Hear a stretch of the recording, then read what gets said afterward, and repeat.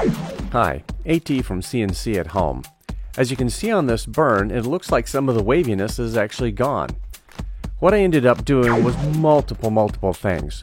I took apart this entire side of the laser assembly that moves the gantry in the Y direction.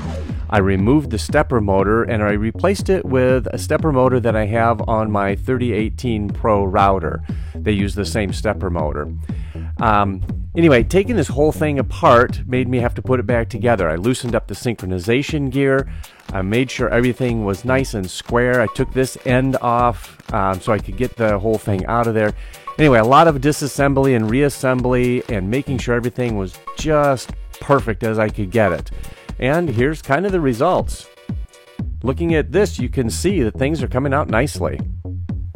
Another change that I've made is instead of doing a 45-degree angle bidirectional burn, I'm doing a 90-degree bidirectional burn.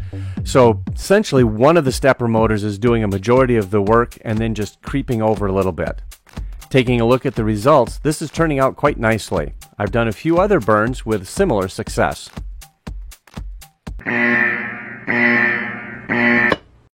Oops.